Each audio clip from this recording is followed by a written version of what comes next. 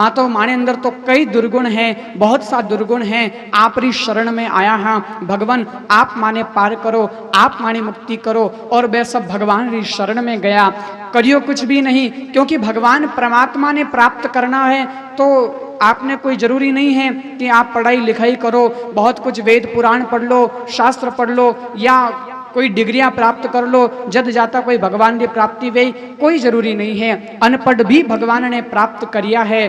कई लोग ऐडा विया जो कुछ भी नहीं जानता फिर भी भगवान तक पहुंचिया है। कई लोग ऐडा विया जो सेवारे माध्यम से भगवान तक पहुंचिया, भगवान री परमात्मा री सेवा कर सकिया नहीं कर सकिया, लेकिन वे कई जीवों की सेवा करी, गायों की सेवा करी, तो ऐडा ऐडा भक्त भी उन सेवारे माध्यम से भगवान तक पहुंच गया, परमात्मा तक पहुंच गया। तो भगवान परमात्मा अपने अंदर सद्गुण देखिया करे।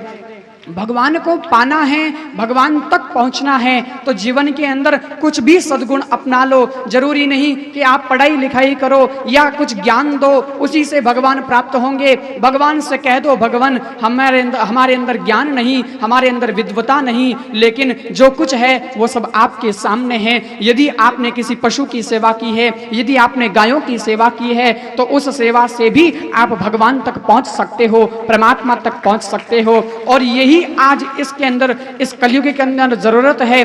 कोई ज्ञान की जरूरत नहीं, विद्वता की जरूरत नहीं, बल्कि हमारी गायें जो जिन गायों की दुर्दशा हो रही है उनकी सेवा की जरूरत है, उनकी रक्षा की जरूरत है। देखिए तो सही, आज इस देश को आजाद हुए 59 साल से भी ऊपर हो रहे हैं, लेकिन फिर भी आज देखिए हमारे इस देश के अंदर ये कृषि प्रधान देश है, ये किसानों का देश है। इसके अंदर हम लोग किसानों के बल पर जी रहे हैं, हम इस धरती के बल पर, धरती माँ के बल पर, गौ माँ के बल पर जी रहे हैं। लेकिन आज इसी भारत देश के अंदर इन गायों की ऐसी दुर्दशा हो रही है। कभी आपने सोचा, कभी आपने देखा, कत्ल खाने के अंदर जब तक गाय कटती नहीं है 14,000 की होती है, लेकिन कटने के बाद उसका मांस डिब्बा बंद होने के बाद वही गाय 27,000 में बिक जाती है। और ऐसे कत्ल खाने कौन चलाता है, ये सब काम कौन करते हैं, जो कुछ भी करते हैं, जो लोग करते हैं, लेकिन उन सब का पाप हम सबको भी भोगना पड़ता है। पाप वो करते हैं लेकिन उस सब का पाप का फल हमें प्राप्त होना, हमें भी उसका पाप भोगना पड़ता है।